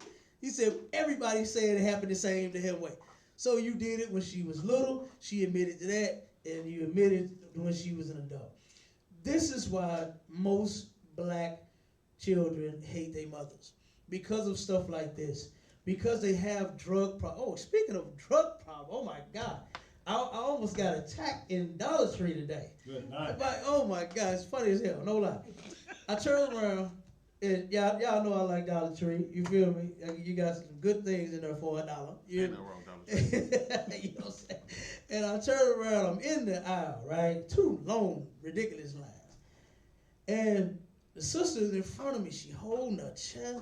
She doing all of this, leaning forward, and I said, damn, sis, you okay? She said, no, man, my chest hurt. I can't breathe. At first I stepped on the damn, she got that COVID. You know what I'm saying? That's simple. She got that COVID. Right. Let me bag up when she cough on me or something. Trying to catch her breath. No, I'm kidding. But then I turned around and said, damn, what's wrong with y'all? Ain't damn. She said, I just ate 2 edibles, man, and my goddamn chest hurt. I can't breathe. I feel like I'm going to pass out. I said, edibles? What's that? I'm playing crazy, right? You know what I'm saying? And I do that so that people could bring up what it is that they do so we can spark that conversation. So I said, edibles? What's edibles? She said, oh, I ate some weed. I said, you did? I said, you ate some weed? She said, yeah, I smoke it too. I said, you ain't supposed to eat or smoke weed. She said, you not? I said, no, you're not. She said, but it grow in the ground. I said, yeah, so does crack and cocaine and heroin and mollies and whatever else, and heroin, all that shit. It grows in the ground. You know what I'm saying? It started in the ground first. So you might want to smoke that too if you're gonna use that excuse. Man. You know, and she said, "Oh no, but weed ain't nothing wrong with weed." Oh, yes, it is. You know, she said, "But people they get cancer and they use it for cancer and stuff." I said, "Sis, you're still not supposed to be smoking weed. You're not supposed to smoke it. It's used for medicine." She said, "How do you know?" I said, "It said in the Bible." "What? In the Bible?" I tell you, "Oh man, I smoke just to get high anyway." I said, "Oh, so you're a junkie?" I said, "Oh, so you're a junkie?" And she's, "I'm a junkie." I said, "Yeah, you just admitted you smoke dope. You just a dope fiend." "What? I'm a junkie? You just mentioned the Bible, right?" I said, "Yeah, I did." "Well, you ain't supposed to judge nobody." She asked the lady in front of her, "Excuse me," tapping all on the back. "Don't the Bible say not to judge?" She said, "Yep, it sure do." I said, "Judging? I didn't judge you." "Yes, you did. You just said I'm a junkie." I said, "No, you just told me you smoke weed and you eat edibles." So I said, "Oh, you're a junkie." That's what I said. "No, but that's judging." I said, "No, judging is to render punishment. I haven't punished you in any type of way because you smoke weed. I'm just telling you that you are a junkie because you smoke weed. You get high." And so the sister said, "Hey, everybody in the store, y'all smoke weed, don't you?" And everybody like, "Yeah, hell yeah." She said, "Well, he just said y'all some junkies." I said, "Guess what?" I said, "If you smoke weed, yes, you are a junkie." You understand? You are a junkie, goddamn it. So then the brother in front, he said, "Hold on, my man. Hold on, my man." Oh, yeah, you can tell he a junkie too. Right? "Hold on, how you gonna say this to this young lady? How you gonna?" I said, "Brother, I'll have a conversation with you as well. Would you like to discuss it?" "Yeah, see, this is what I'm gonna say to you. See, you can't be judging people. You know what I'm saying? You don't know what this lady going through. You don't know what." I said, "She about to die in the aisle.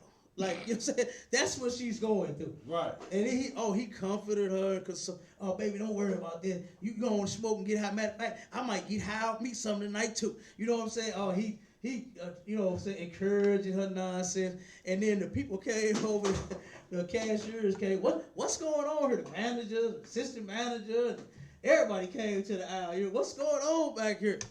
The sister turned around and said, "He said that I'm a junkie." You know what I'm saying? I said, since we was having a conversation, I said, you know, I didn't just call her out and just say she's a junkie. You know what I mean? I don't know what you're doing. You told me, you know. He said, "But you said something to me first." I said, "Yeah, you holding your chest. I asked you, was you all right? You know, you about to die in the aisle." You know what I'm saying? I'm off some edible. I'm making sure you okay. And you told me that you get high. Yeah, I did say that I smoke and eat weed. Man, everybody started laughing in the store. Shit wasn't even funny though. But then the brother kept encouraging her. "You know what, sis? You love your kids? If you love your kids, don't worry what nobody say about you." You know what I'm saying? You know he brought a Mother's Day and all of that nonsense, right? This is the kids ain't even gonna have a mother in a minute. Let her keep eating weed. Let her keep smoking. Let her chest keep hurting. She's going to pass out in one of these stores one day. You know what I mean? And here it is, the brother was encouraging this nonsense. He talked about Mother's Day and celebrating and all this. Hell, she probably was high for Mother's Day. She probably was high.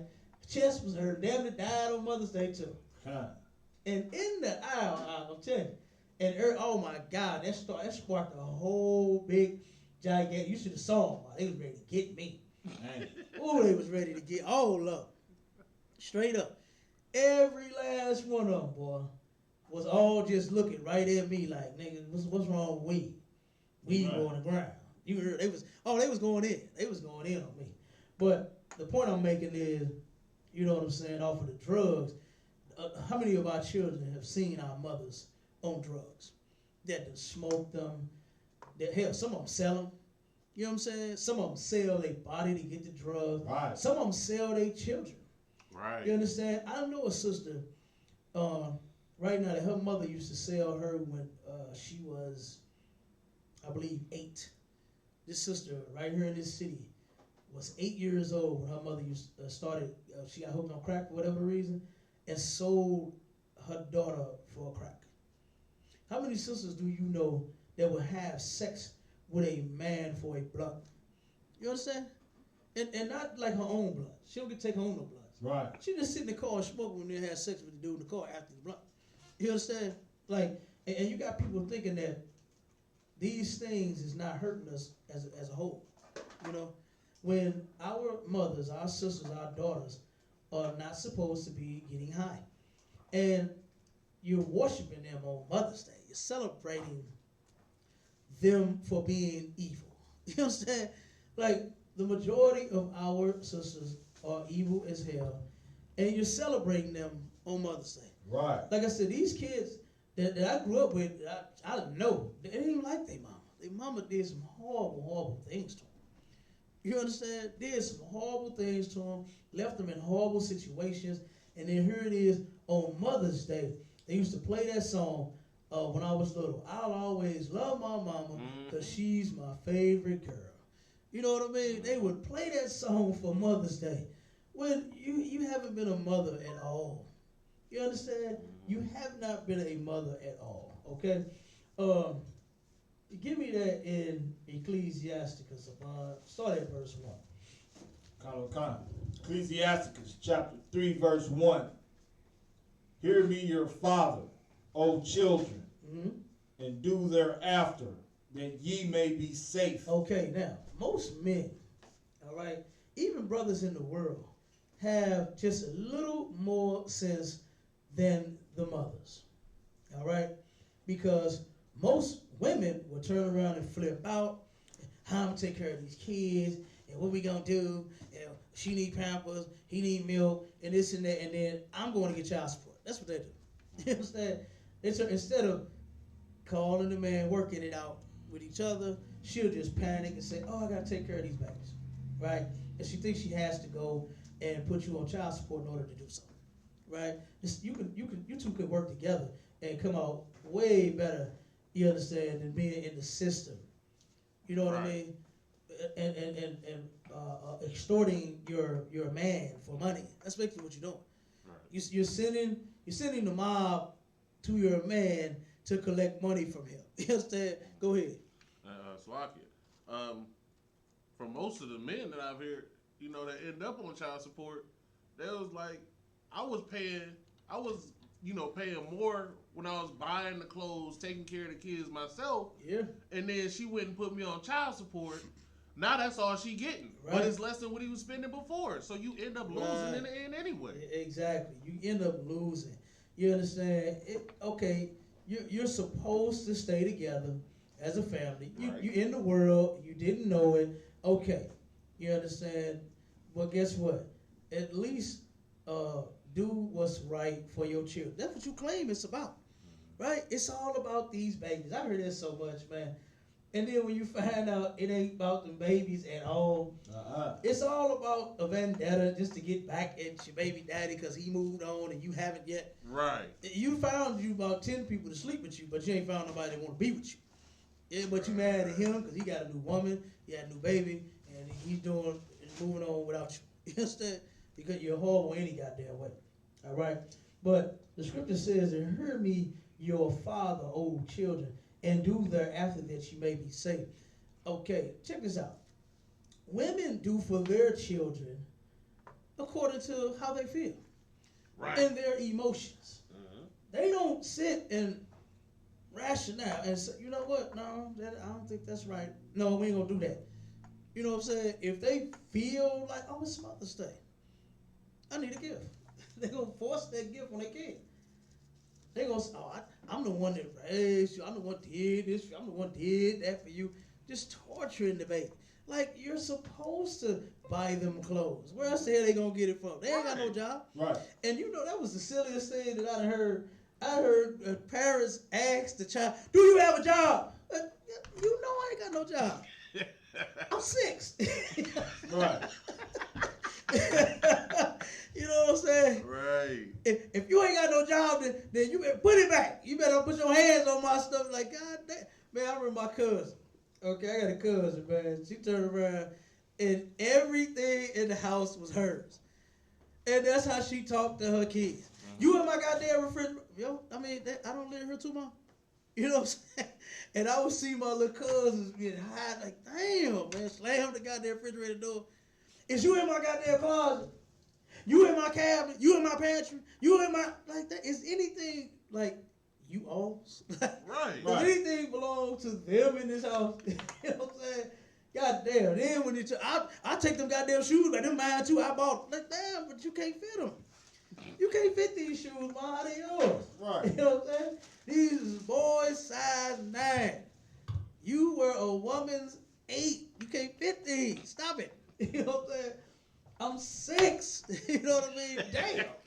You know, and like I said, man, black women have been terrorizing each, and we ain't even gonna.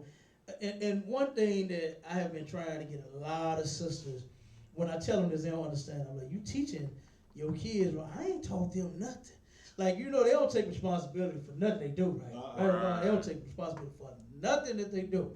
And I said, you are teaching it because you're doing it in front of them. You know, I used to hear, I didn't hear that from my mother, but I used to hear other people when they say, oh, that's my uncle. And when I became an adult and I found out what it was, like, damn, your mama's sleeping with all these different people, and the child know in their brain, you traumatizing the hell out the baby. Right. Talking about this, wait a minute, another uncle? Wait a minute, my granny ain't got all these kids. You know what I'm saying? Right. My granny just got you, how I get an uncle? You know what I'm saying? Like, where uncle come from? This your cousin and your uncle. And all of that, man. Damn, I mean, it's terrible. I seen the video. Man, this hurt my heart when I saw this. It's something that went viral on Facebook. It was a little young girl. I think she had like 4 kids or whatever it was. She's in a vehicle. In the back, it's three young men in the car. They sick too. You understand? She's in the back with the one giving him you know what. You understand? And the kids are outside of the vehicle watching the mama go at it. Okay? They watching. And the little boy, the oldest one, is beating on the window. Mama. And you could just tell the pain that was in this little boy's voice. Man. Right. For watching him. The 2 little guys in the front, like I said, they sick too. They sitting there putting the camera on the little boy, man. Putting it back on the mama, putting it on the little boy, taunting the little dude. You understand? And recording it and laughing. He crying, he's screaming. The other little kids, they a little younger. They see what's going on, but they really don't know like the older one do. And he's sitting there just like, mama, beating on the window, man. Then he took a toy and beat on the window till he broke the goddamn window, man. Straight up. This is no lie. I saw this video was on, and I'm like, God damn. You know what I mean? Like you couldn't have. It took them. You in the house. You got a house. You know what I'm saying? They got a room. They got toys, and I'm sure you got a room and you got a lock. You push the dresser in front of it. So you can do something. You know what I'm saying? To where you can be in the privacy where your children don't have to see you give somebody fellatio. Right. You understand? And it probably was all 3 of them. You understand? It probably was all 3 of them guys that was in the goddamn truck with them. But you are traumatizing the kids. When you claim you're doing you, that's your goddamn problem. You are selfish. That's right. And you're so selfish, they better have got you a gift for Mother's Day. You understand? Even though, yeah, you saw me giving somebody fellatio on YouTube and Facebook and recording and all of that. But I better get me something for Mother's Day. I took care of you. I raised you. This is kind of trauma that our children is growing up in the Black, Hispanic, and Native Indian community. Right. And we actually got the goddamn solution to this problem. That's you right. come in here and you learn the word of God, and you learn the laws, and you're going to do them. And guess what? You can have a man and do whatever you like to him. What did she say on Coming to America? Whatever you like. You do whatever you like to your man. If it's fellatio, handle your business. It's not my business. I don't care what a husband and a wife do. Right. You know what I'm saying? But you hoes is making it bad. You are what's wrong. You know what I'm saying? You are what's why you have AIDS at the rate that you do. You know? And then they argue and say, well, they had to have gotten it from a man, but guess what? If you wasn't sleeping with all these different men, you would know who you got it from. You know what I'm saying?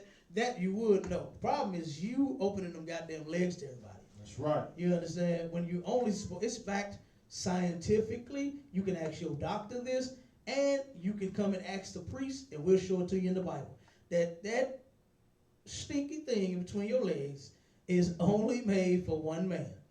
And the reason it's stinky is because you've been with so many goddamn men. Right. If you turn around and don't sleep around, that thing will smell good.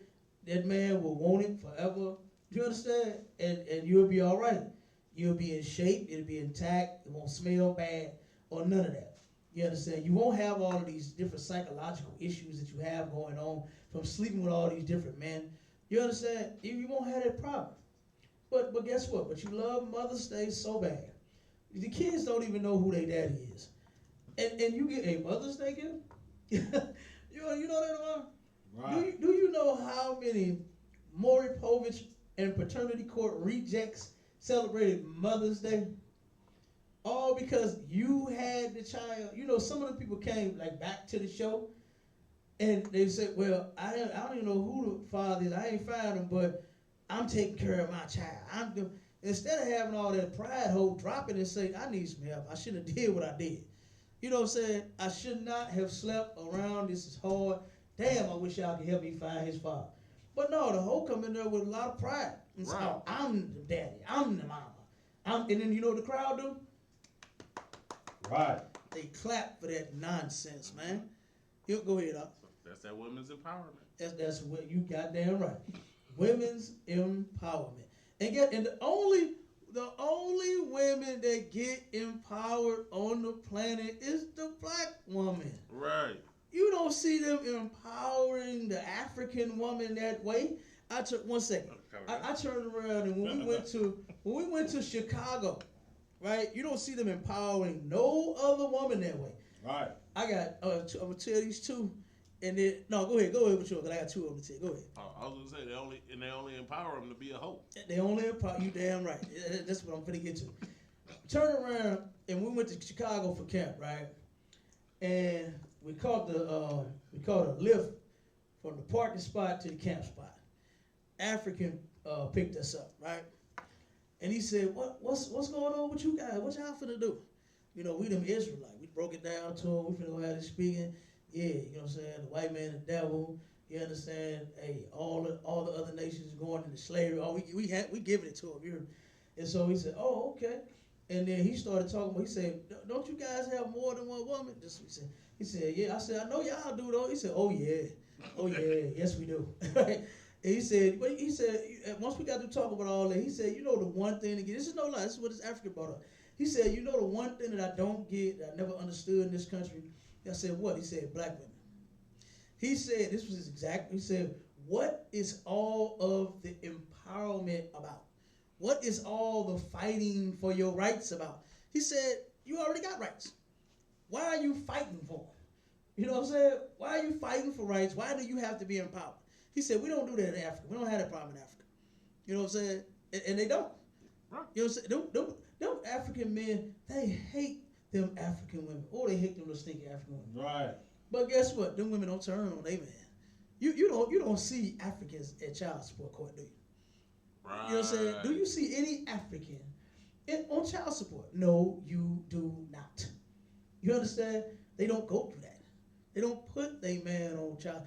I seen a post where some sisters was going against some brothers on. I don't know what it was about. I can't remember what it was about, but the black woman was going in on this post, and an African woman jumped in there and said, "Don't do the man like that. We don't do our men like we need our men, regardless of what he did. Just work that out with your man." That's what the African woman said. Mm-hmm. You understand? While they talking all that good nonsense that's got them getting ran through, and a nigga after nigga after nigga, and baby daddy, you got 5 of them already. You know what I'm saying? All that nonsense. The African woman got on there and said, don't go up against your man like that. You understand? I said, God damn, here we are, your brother teaching it to you and telling you this, and you don't want to hear that from us. But then the African woman got to get on, and I'm pretty sure they listen. Right. I'm pretty sure they said, you know what, you right. I shouldn't do that. You understand? But then when you got your brother telling you, don't do your man that way, oh no, he better treat me right. You know what I'm saying? You got something to say, all right? Something evil to say. It's because of this nonsense, man, because we turn around and we worship the women. Read verse 2, Abon. Kind. Verse 2. For the Lord hath given the father honor over the children. The Lord hath given the father honor over the children. Why do you think the white man in slavery worked so hard to get the man out of the house? Because guess what? What's the name of that study they did in Africa with them elephants? I like using that. They turned around and they did a study on some Africans. They took not the Africans, but the elephants in Africa. And they took all of the male elephants out of each, habitation, right? And for 30 days, they left the women and the children there alone. And they said it was nothing but chaos, right? Them elephants, the women and the children was going nuts, right? And she said once they put the males, the fathers back in the habitations, peace and order was restored again. You understand?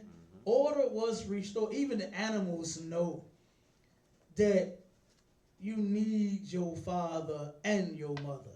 But here it is, we are what we like to say about I'm grown. We grown. You a whole grown ass goddamn woman and don't realize that you shouldn't be celebrating Mother's Day and that you should not be trying to raise your children by yourself. It didn't take yourself to make them by yourself. You understand? So what the hell make you think you're going to take care of them by yourself? That's ridiculous. Right. You know what I mean? That is ridiculous. Read a little more and I'm going to break down these stories in a second. So the Lord had given the father honor over the children. All right, keep going. And have confirmed the authority of the mother over the son. So guess what? When daddy's not around, what mama say? All right, when your daddy get back, I'm gonna tell him. He'll say, your daddy gonna deal with you. Whoop your ass. You better sit down. You better get off the game. You better take your trash out. You better wash the dish. You better do what your mama tell you, and then what daddy do. Daddy get that report from mama. Come here, son. Let me talk to you. Did your mama tell you to do something you didn't do? You know what I'm saying? Yes, the children need that. That's right. But you so concerned on what you need to where the children are missing what they need. They need both parents. And in most cases, and this is statistically proven, that over 80% of the people of ours, black people, that get married, end up getting divorced, and it's the mother that initiates it. For whatever reason she's done, she leaves the man. Over 80%, and you can look these facts up. You got a low 20%. Brothers leave their women, they do. And they wrong for that. They're not supposed to, unless she cheats.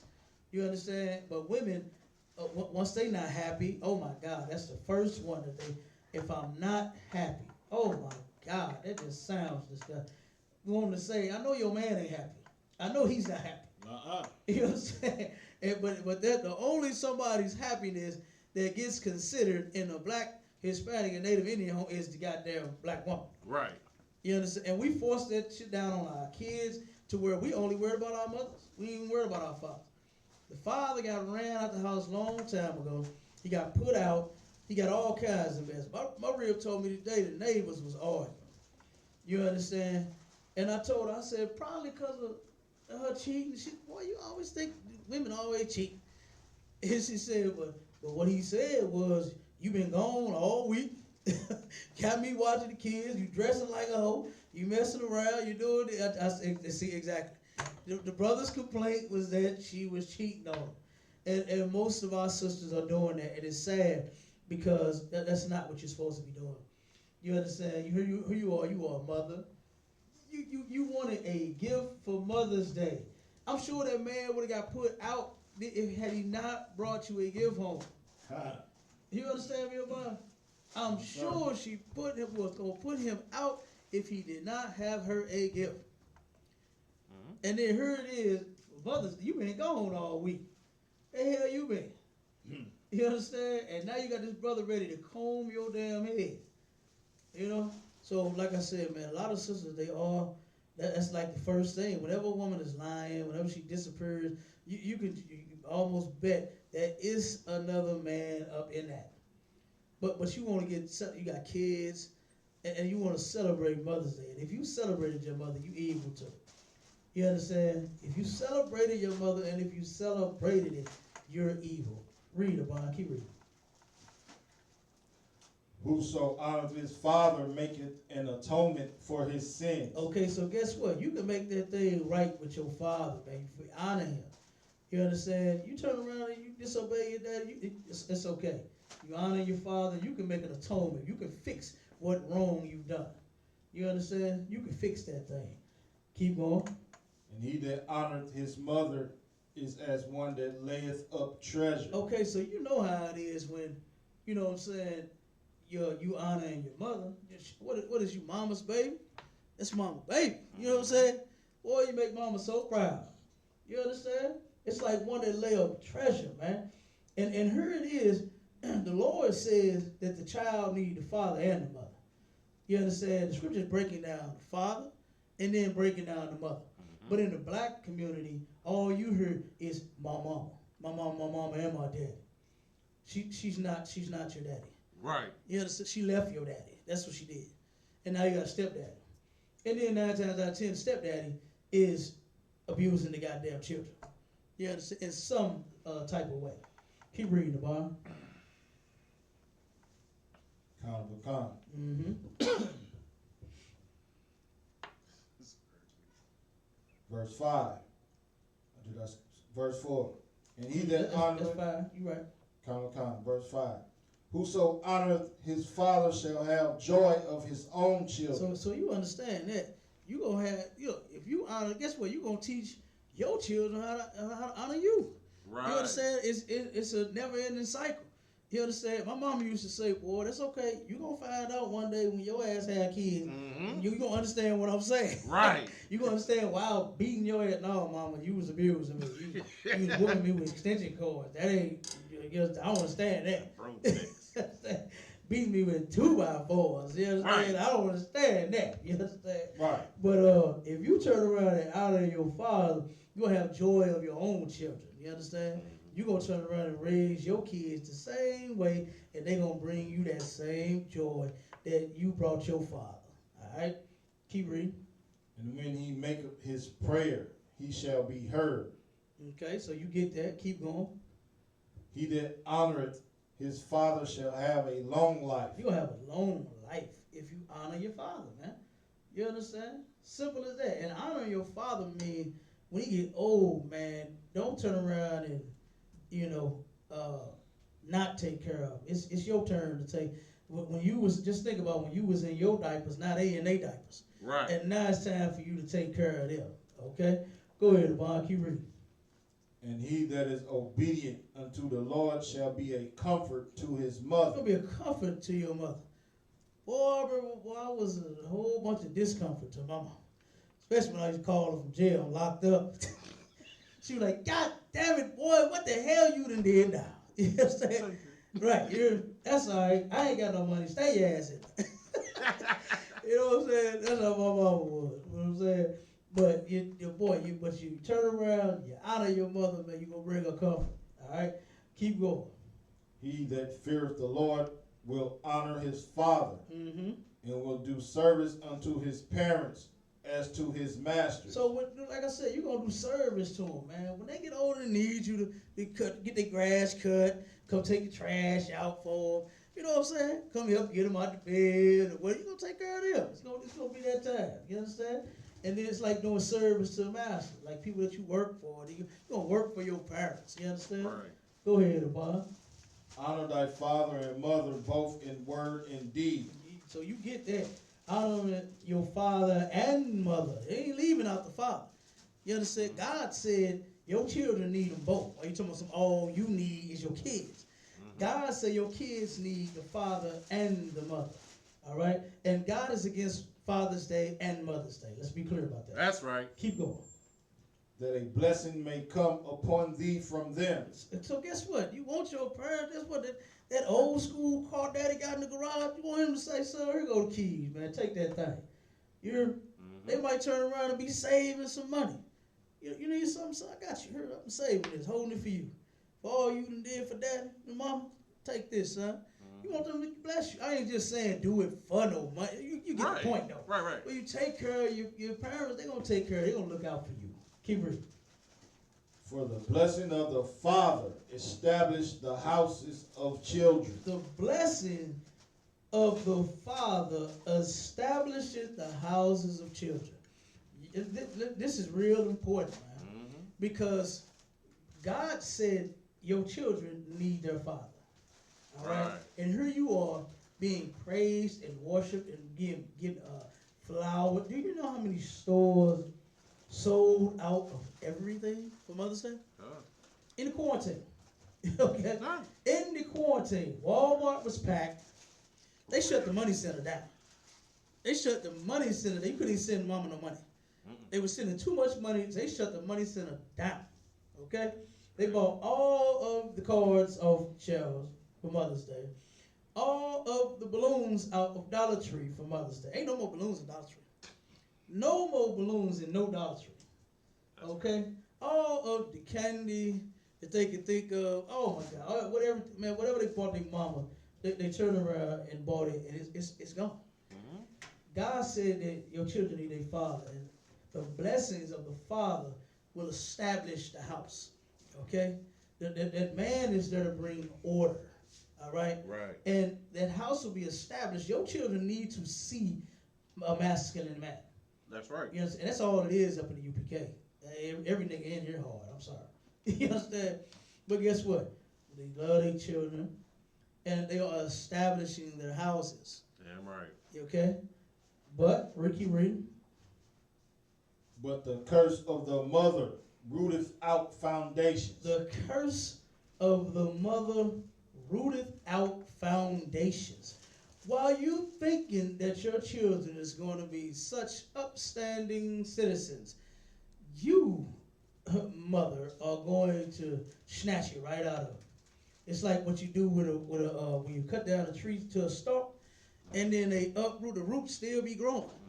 The tree is a stump, but the root grow all the way across the goddamn street in the next yard if it feel like. But the curse of the mother uproots that goddamn. You know how they take the root, take the whole damn stump and flip it up out the ground and over? That's when you killed it. That's when you killed it at the root. The curse of the mother, she uprooted the goddamn the roots out of that goddamn tree to where, guess what? It's gonna stop growing. Your children, they're gonna be bad as hell. They're not gonna listen to you. You tell them to listen to you, they're not gonna listen to you. Look at how you raising them. You understand? You're raising them horribly, man. You understand? I seen the sister today. The little guy had to been 3, and she was walking them, and she turned around and yanked him and stopped, took her goddamn shoe off right there. Little boy, I'll beat your motherfucking ass, did that. I'm like, he's 3. What did he do so bad? He's 3, and you got him in your hand like that. He right there with you, and he's 3. He's a kid, and she's going off cussing him out about the killing. He's 3, you know, and that's what the curse. That's the curse of the mother. Right. You understand? That sister probably has been abused in her life and gone through everything in the world, and she don't know what to do. She don't know. Black women should not be raising children by themselves. Right. They just cannot do it. You understand? You just don't have everything that the child needs so that they'll grow right. Like I saw a case where in each and every case where the adult children come in and for paternity court, stuff like that, and they all start crying and talk about how they had it so hard as a child, not having a father. And when does it snap in these black women's heads and say, you know what, maybe the kids do need their father. Right. Maybe they do. Maybe they don't just need me. You understand? Like, watch some of them shows. They sit right there with their mama. And they be talking about how hard it was growing up as a child because my mama was doing it by herself. And then I saw other kids with their daddy. And then I felt like nobody loved me. And I felt like my daddy hated me and all this and all. And then they come out there and find out, well, it was your mama. Your mama turned around and she was like that when she was young. And, me and my partners hit her and she turned around and told me you belong to somebody else or whatever the case may be. Right. It's all of that. It's all of that, man. You understand? I remember when I was little, I used to hear them old heads I used to hang with talking about that man, she gonna come bringing this baby on my house when she 12 and 13 years old talking about this your baby. I used to hear that when I was a kid. I'm like, what? Who did that? You know what I mean? Why they do that? Where they do that at? Obviously down the street. You understand? Right. Because that's where it happened at. Okay? But the curse of the mother, man, rooted up the very foundation out of these kids. Like I said, you think that them going to college is going to do something. That's not what they need. They need a father, man. You lay down with that man. You decided on getting pregnant. Hey, I'll deal with you. Matter of fact, he told you when y'all was getting it, I want you to have my baby, and you said, okay. Right. You understand? I will. You understand? And that's that. So guess what? Now you have to be responsible for who you had sex with and stay together forever. You understand? That's the law. You can't turn around and break up because I'm unhappy. Like that. What is that? What does that even mean? I'm unhappy. Like, I'm not happy every goddamn day. Right. You understand? Like, damn, when I go on these contracts, I ain't just happy because I'm there. You understand? I'm like, happy to go to work. Shit, I wish I was at home. You understand? Wish I was quarantined. Goddamn it, send me home and pay me for a month. You know what I mean? Damn. Why did I have to be essential? Right. You understand? Why I had to be essential, Juan? Send me home, goddamn it. Pay me some unemployment. Give me $900 a week. Right. Cause that's what they getting. I might try to do something and get fired. No, get some of that unemployment money. No, but for real, man, celebrating Mother's Day is extremely evil. Man, right. Okay, it's the worship of women, and our women ought to be worshipped. You understand? They're supposed to raise our children the way the Lord said to. That's right. That's right. Not the way that they say to, because they don't know what they're doing. They're raising them according to how they feel. You understand? That's what they're doing. They're raising them how, like, I was talking to a sister that talked about how the mother and the grandmother and all of them just had horrible, horrible relationships. They hated each other. It was passed that the mama, the mother, or the granny, let me get it right. I think the grandmother's husband molested the daughter. The daughter hated the mama because the granny knew and didn't do nothing. The mother ended up, I think her man molested her daughter.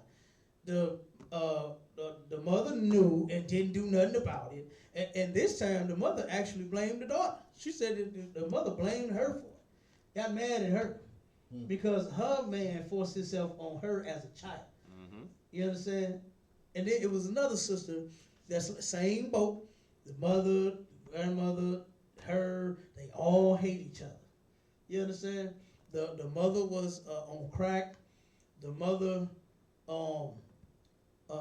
sold her daughter for crack. You know what I'm saying? I mean, the granny did it to the mama did it to the daughter. I mean, these are the things that's going on, man. You understand? Our children they not living their best life at home with their mamas, man, with the black woman. Right. And celebrating Mother's Day, that's an evil thing to do. Damn right. And if you celebrated it, you are extremely evil. Give me that in Amos, man, about them holidays.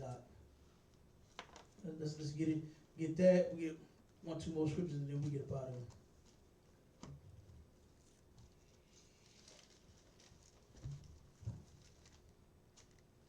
What's that? Amos 5 and what? 20, 21.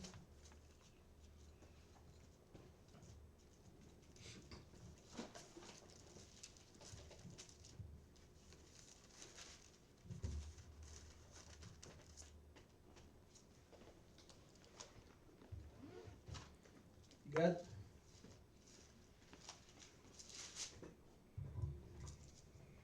Come.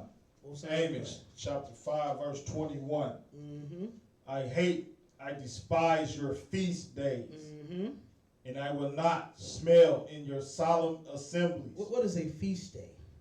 Who knows what a feast day is? Go ahead, up. A holiday. It's a holiday, a day of celebration. Mother's Day was a feast day. You understand? If these restaurants wasn't closed, you know how many people would have been taking their mamas out for Mother's Day? You know how many husbands would have been taking their wives out for Mother's Day? They'd have been out to eat. They'd have been all at the restaurants. You understand? But I guess they had to Uber Eat or DoorDash their mama something. Right. You know what I'm saying? Right. Straight up.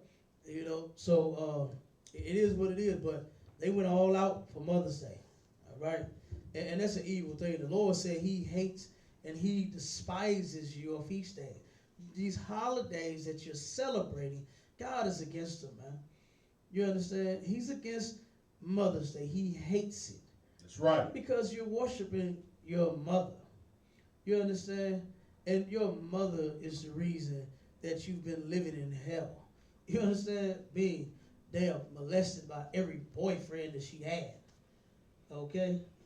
You turn around and she get beat when it was one story that I brought out to where this 15-year-old girl, it said she had been assaulted by her mother's boyfriend over 120 times. Okay? And it was in police records that this little girl, all right, had told her mother. And do you know what the mother said? Mother asked, what did you do? What did you do? Did you come on to him? That's what the mother said. And then in the police when they interviewed, they said she laughed. The mother thought that it was funny. This is what our children have been going through by being raised by their mothers, and then they turn around and be lesbian. You understand? The boys be gay. They get molested behind the mothers. Oh, once these goddamn predators find out that there's no man around, everything goes. You understand? Everything goes, and it's usually on your children while you either sleep or at work. While you either sleep or at work, it was another sister. This went viral on Facebook. This sister recorded her telling her mother, okay, and the mother, you could tell the mother, I'm sure she had a body like no other, right? Mm-hmm. And I'm pretty sure that the daughter was, because that's how it go. The mother, she's young and she bad and she get a man and she get married and have a bunch of children. You understand? And then when she have a daughter, the daughter's supposed to take her place. So this young girl was I'm pretty sure she, is our daughters, they gonna grow up and take the place of their mother. You understand? But she's still a child. I don't give a damn what she look like. I don't give a damn what she think like. She's a child. And she went to her mother and said, Mama, he did it again. And the mother's sitting there cleaning, ignoring the little girl. And he did it again. I mean, she told you before. Right. And she steady cleaning in the kitchen. And she said, Mama, he did it again. He came in my room again, was touching me. And she turned around and said the same exact thing. What did you do? What did you do to him? What did you say to him? Like, she said, girl, you trying to take my man. I said, what? This child is telling you that your man. She was like, what do you mean? I was in my room sleep, and this man woke me up touching on me. And the mother went off on the daughter. And the little girl that said, I'm about to get out of here. I'm about to call the police. She said, yeah, get the hell up out of my house. That's what she told her. This a video. You can find it on, I'm pretty sure it's still up. You understand? That's the curse of the mother, man. That's right. You understand? When here it is, you supposed to be protecting that little girl. Mm-hmm. You understand? You ain't even go ask. You ain't even invested. The girl told you once, probably told you twice, probably told you all the 50 times it didn't happen. And they know that, guess what? You ain't going to do nothing about it. I saw another one, and after this one, we going to roll. It was another video. Somebody, I don't know who the hell this is recording it. They supposed to call him in the act. She supposed to came home, caught him molesting her daughter. I forgot how old this little girl was. Somebody is sitting there recording. somebody recording, and she going all off, screaming and hollering and this and that and blah, blah, blah. And then she hit him a couple times. He'll be back. He'll be back. He'll be back in the house later that week, and he was having sex with the mama and molested the girl again.